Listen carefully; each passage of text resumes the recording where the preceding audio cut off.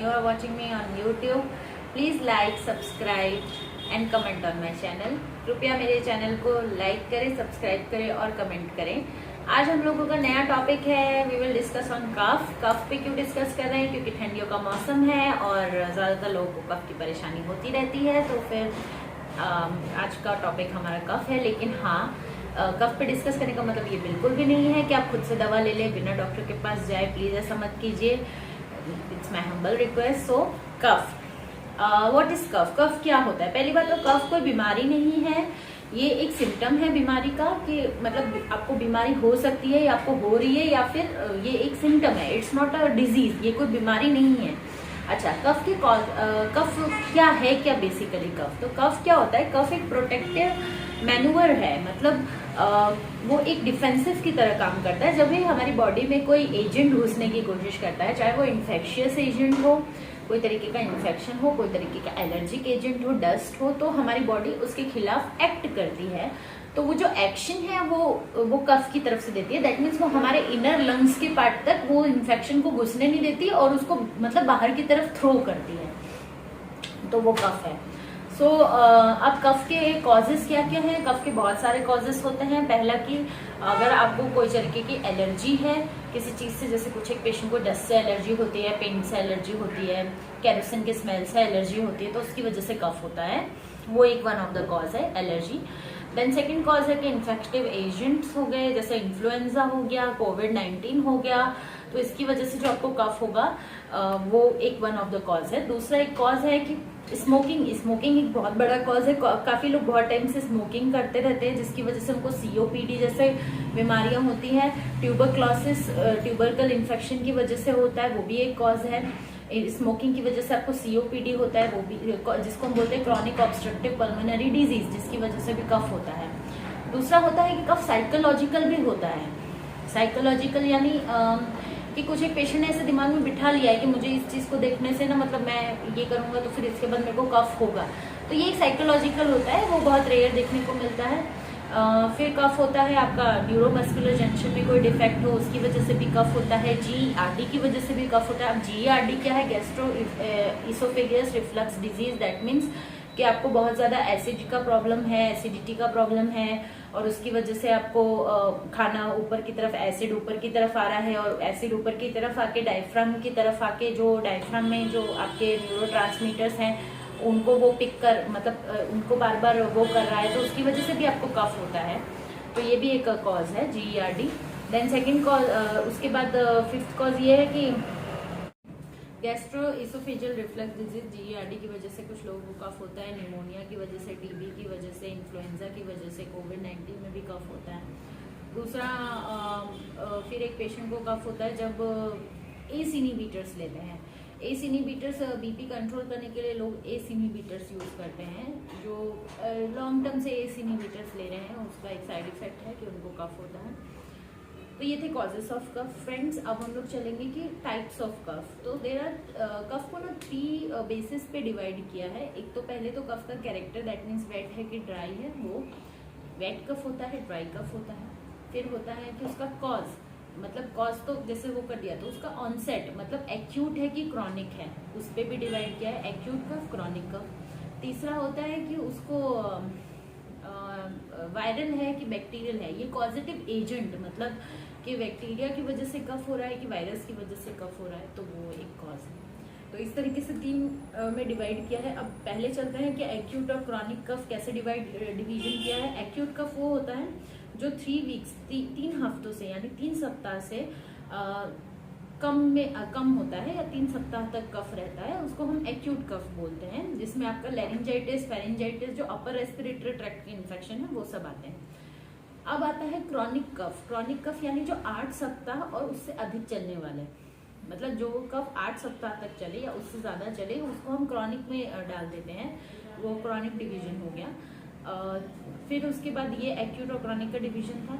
फिर होता है ड्राई और वेट। ड्राई कफ कब होता है? ड्राई कफ कब होता है? जब कोई एलर्जी हो, एलर्जिक एजेंट हो, तब हमें ड्राई कफ होता है। ड्राई कफ का एक पिक्युलर मतलब सिम्टम है कि पेशेंट आके ऐसे बोलेगा कि गले में कुछ खुजली खुजली जैसी होती है, या गले में ऐसा लग रहा है कि जैसे कुछ काट रहा हो, या खिचखिच सी, किचकिच से जो मतलब पेशेंट को होती है, या गला बहुत भारी हो जाता है, हॉर्सनेस हो जाता है वॉइस में, वो मोस्टली ड्राई कफ की वजह से होता है। वेट कफ में बलगम निकलती है उसमें, और वो जब खांसता है पेशेंट तो उसका एक अलग पिक्यूलर साउंड होता है, जैसे कि कोई पानी का जग है बंद, कुछ पानी बंद पैकेट में, जैसे पॉलिथीन में आपने पानी डाल दिया और उसको ऐसे पकड़ के बंद कर दिया और उसको आप ऐसे हिलाओगे, तो वो जो टिपिकल जो साउंड आता है झुनझुन वाला, वो ऐसा आपको साउंड आएगा जब आप उसके मतलब वो खांसेगा तभी भी आएगा, कई बार खांसने पे भी सुनाई देगा वो आपको।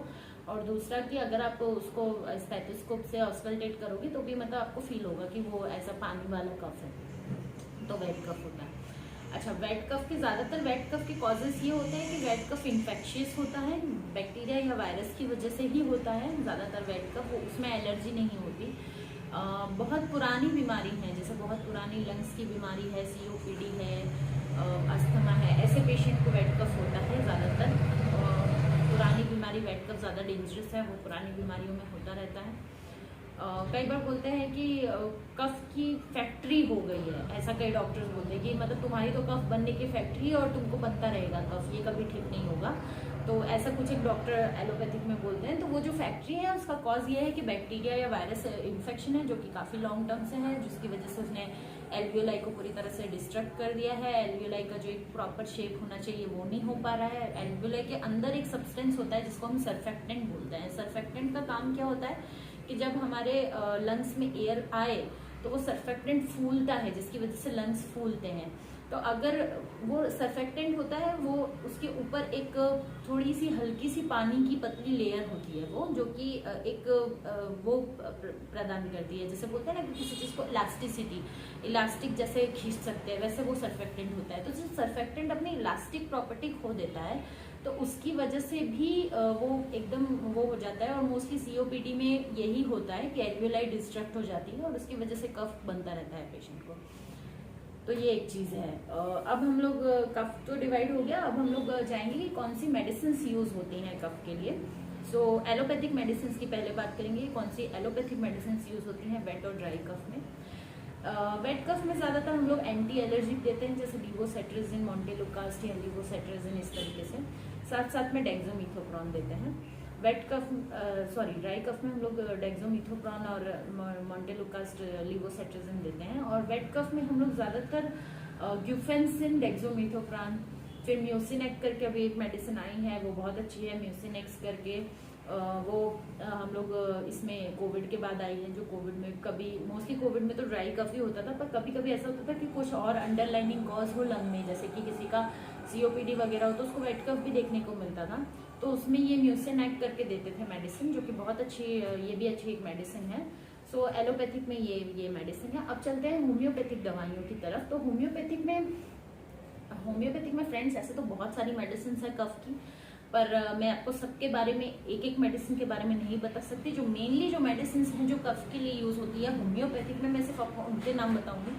एक है ब्रायोनिया का पेशेंट बोलते हैं कि उसको ना मतलब कफ हुआ, जैसे कोई पेशेंट को कफ हुआ, उसको मोशन से एग्रावेशन होता है। मोशन यानी जब पेशेंट चलेगा, बोलेगा, वॉक करेगा, उसका कफ बढ़ेगा।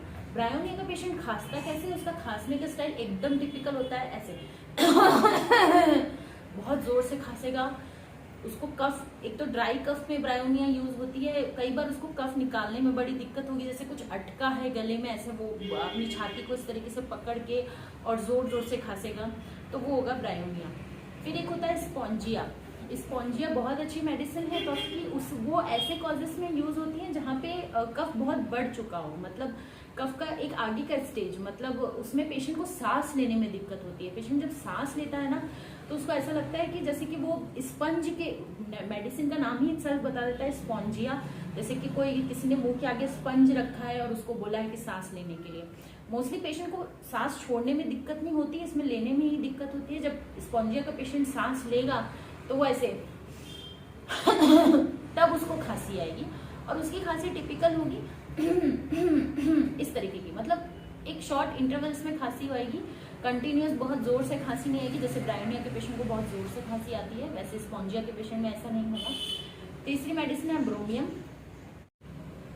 ब्रायोनिया मैंने बताया था, ब्रायोनिया जैसा पेशेंट होता है उसमें उसको मोशन से एग्रावेशन होता है, मतलब एकदम खौ खौ करके खांसेगा, एकदम चेस्ट को ऐसा पकड़ के, और बहुत जोर से उसकी खांसी की आवाज भी बहुत जोर से दूर तक सुनाई देगी, इतनी जोर की खांसी होगी, मतलब एक घर में खांसा है अगर ब्रायोनिया पेशेंट तो आजू बाजू के 2 घर तक सुनाई देगा कि हाँ भाई किसी को जुकाम या खांसी हुई है। तो वैसे पेशेंट में ब्रायोनिया बहुत अच्छी रहती है। दूसरी मेडिसिन की मैं बात कर रही थी ब्रोमियम। ब्रोमियम में क्या होता है कि पेशेंट को ना गले में ऐसा खिंच जैसा होता है, खुजली जैसी आती है, उस पेशेंट में ब्रोमियम बहुत अच्छी रहती है, वो भी ड्राई कफ के लिए ही है। स्पॉन्जिया मैंने बात किया था, स्पॉन्जिया पुराना कफ हो, मतलब उसको सांस लेने में दिक्कत होती हो, पेशेंट को ऐसा लग रहा हो कि जैसे स्पंज के थ्रू वो सांस ले रहा है। नेम इटसेल्फ सजेस्ट, नाम ही खुद ही बता रहा है स्पॉन्जिया। Spongia means sponge. अगर स्पंज आगे रखा है और मैंने बोला कि सांस लेनी है तो पेशेंट एक्सपिरेशन के टाइम मतलब जैसे ऐसे खांसेगा और एक बार सांस छोड़ देगा फिर नॉर्मल हो जाएगा, फिर हर बार इसी बीट पे खांसता रहेगा, मतलब थोड़ी थोड़ी देर में, उसमें आप स्पॉन्जिया दे सकते हैं। देन नेक्स्ट मेडिसिन बहुत अच्छी मेडिसिन है, ये है आपकी स्टिक्टा। स्टिक्टा पेशेंट बुढ़ा होगा, एजेड ओल्ड पेशेंट होगा, साथ साथ में उसको रिमेटॉइड आर्थराइटिस होगा, कोल्ड होगा और कफ होगा, ये कंप्लेन उसको रहती होगी, साइनसाइटिस की कंप्लेन रहती होगी। कफ निकलेगा तो एकदम वैसा निकलेगा, एकदम रस्सी की टाइप, मतलब एकदम स्टिकी कफ। नेम इटसेल्फ सजेस्ट, स्टिक्टा मतलब स्टिक, वैसे स्टिक टाइप का उसका कफ होगा, तो उस पेशेंट में स्टिक्टा। नेक्स्ट मेडिसिन बहुत अच्छी है एंटिमटाट। एंटिमटाट वेट कफ में यूज होती है, ओल्ड पेशेंट होगा, पुरानी बीमारी होगी, ऐसे पेशेंट को लंग्स एकदम बोल सकते हैं कि उसके लंग्स एकदम खत्म हो चुके होंगे, वैसे पेशेंट में जब कफ दिखता है और वेट कफ दिखता है, भरा हुआ है, काफी गड़गड़ाहट वाली आपको साउंड आ रही है, उस पेशेंट में एंटिमटाट बहुत अच्छी मेडिसिन है। पेशेंट का जो एल्वियोलाई होगा ना, जैसे मैंने आपको बताया था सीओपीडी वाला केस जिसमें एल्वियोलाई स्ट्रेच नहीं होता है, वैसा उसका एल्वियोलाई ऐसा हो चुका होगा, एम्फाइजीमा के पॉइंट पे पेशेंट पहुंच चुका होगा, उस टाइम पे आप उसको एंटिमटाट दीजिए। एंटिमटाट से उसको बहुत रिलीफ होगा, उसका कफ एकदम निकल जाएगा, जो निकलता नहीं होगा वो उसका एकदम निकल जाएगा, जिसकी वजह से उसको कभी कभी ब्रेथलेसनेस भी होती होगी पेशेंट को, वो सब उसका क्लियर हो जाएगा। देन दूसरी मेडिसिन है ड्रोसेरा। ड्रोसेरा में ना पेशेंट जब खांसेगा ना तो जैसे कुत्ता भौंकता है ना ऐसा साउंड होगा, मतलब टिपिकल आपको ऐसा लगेगा जैसे कुत्ता भौंक रहा है, बार्किंग साउंड होगा, हॉर्सनेस ऑफ वॉइस होगा, एकदम भारी सी गले की आवाज होगी, करके ऐसी आवाज होगी। टीबी होगा पेशेंट को, टीबी हो सकता है, अस्थमा हो सकता है, सीओपीडी हो सकता है, बहुत पुरानी बीमारी होगी, उसमें ये ड्रोसेरा कफ यूज होगा। एलर्जिक ब्रोंकाइटिस में बहुत अच्छा है। एक्सपेक्टोरेशन ज़्यादातर उसको मिडनाइट में एक्सपेक्टोरेट करेगा, हो सकता है रात में सोया हुआ है, कफ हुआ, उठना पड़ा एक्सपेक्टोरेट करने के लिए, कफ निकालने के लिए।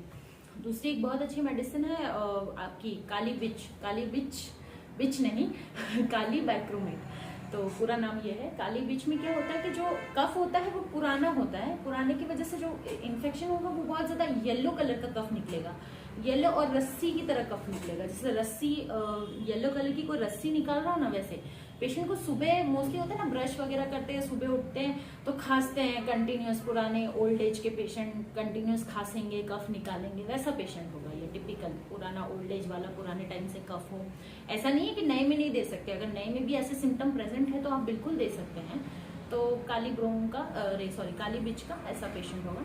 देन बहुत अच्छी मेडिसिन है जस्टिका एडाटोरा। जस्टिका एडाटोरा मदर टिंचर है, ये आप सब तरीके के कफ में दे सकते हैं, आप कोई भी मेडिसिन दे रहे हैं, सपोज काली बिच दे रहे हैं, ब्रायोनिया दे रहे हैं, बेलाडोना दे रहे हैं, कुछ भी दे रहे हैं, उसके साथ आप जस्टिका एडाटोरा मदर टिंचर आप दे सकते हैं। बहुत अच्छी दवा है, दिन में 15-15 बूंद 3 बार दे सकते हैं, बहुत अच्छी दवा है। छोटे बच्चों में भी जस्टिका एडाटोरा अच्छी काम करती है। फिर एक बहुत अच्छी मेडिसिन है इपिका कुहाना नाम है इसका पूरा। इपिका कुहाना ऐसे पेशेंट में बहुत अच्छी एक्ट करेगी जिसके साथ कफ के साथ नोजिया वाली फीलिंग भी हो, कि वॉमिटिंग हो जाएगी, वैसी वाली फीलिंग भी हो, कोल्ड कफ एंड नोजिया, ये 3 चीज है, वो इपिका कुहाने के लिए बहुत अच्छी है। नोजिया में ये गैस्ट्रिक कफ होता है ना, जिसको जैसे मैंने आपको बताया था कफ का one of the cause GERD, उस वाले कफ में ये बहुत अच्छा काम करेगी, इपिका बहुत अच्छी मेडिसिन है। फिर उसके बाद आपकी मेडिसिन आती है एरिलिया रेसमोसा, इसमें स्पाज्मोडिक कफ होता है, स्पाज्म हो रहा है पेशेंट को, ऐसा कफ होता है, तो उसमें ये बहुत अच्छा काम करती है। देन बेलाडोना में ऐसा होगा कि पेशेंट का खांस के उसका चेहरा लाल हो जाएगा, इतना ज्यादा उसको प्रॉब्लम होगी, कंटिन्यूस खांसेगा और उसका चेहरा पूरी तरह लाल हो चुका होगा, ऐसे पेशेंट में बेलाडोना बहुत अच्छा काम करती है। साथ साथ में बेलाडोना में एक और सिम्टम बहुत अच्छा होगा, वो होगा हॉर्सनेस ऑफ वॉइस। ऐसे तो ये ड्राई कफ की मेडिसिन है, पर कई बार ऐसा होता है कि ड्राई कफ ऐसा नहीं होता, सिम्टम के ऊपर आपको जाना पड़ता है। सिम्टम अगर वैसा है तो आप वेट कफ में भी दे सकते हैं। लॉस ऑफ वॉइस हो जाएगा, कंप्लीट एफोनिया, जिसको हम हमारी मेडिकल लैंग्वेज में बोलते हैं एफोनिया, मतलब पेशेंट कुछ बोल ही नहीं पा रहा है, उसका गला एकदम बंद हो चुका है। वैसे केस में बेलाडोना बहुत अच्छा काम करती है। वुपिंग कफ में बेलाडोना बहुत अच्छा काम करती है। कुत्ते जैसा भौंकेगा वैसी आवाज़ आएगी तो बेलाडोना बहुत अच्छा काम करती है। साथ साथ में there is a particular thing, जब पेशेंट उठेगा सुबह या मतलब या उठेगा या जब भी खांसी से एकदम परेशान होगा, जब थक चुका होगा, तो उसके गले से ना एक साउंड आएगा। वो साउंड ऐसा होगा जैसे वो कहार रहा है, जैसे कहारने का साउंड आएगा एकदम, जैसे बच्चा भी होगा, मोस्टली बच्चे क्या है वो बता नहीं पाते, तो बच्चों का भी जो साउंड आता है वो ऐसा होगा कि पहले खांसेगा, दो खांसा भौंका कुत्ते की तरह भौंकने जैसा साउंड होगा, फिर वो वाला मॉर्निंग वाला साउंड उसका कंटिन्यूस रहेगा। तो फ्रेंड्स, ये था कफ के ऊपर छोटा सा लेक्चर। होप सो आप लोगों को अच्छा लगा हो, और मैं इसी तरह आप लोगों के लिए अच्छे कंटिन्यूस मेडिकल वाले वीडियोस बनाती रहूँगी ताकि आपको और मेडिकल नॉलेज मिले। एंड स्पेशली होम्योपैथिक स्टूडेंट्स जो भी पढ़ रहे हैं, जिनको एग्जाम के टाइम पे याद नहीं रहता, तो ये सब एग्जाम्पल्स देखें तो उनके लिए बहुत हेल्पफुल रहेगा। Okay, thank you.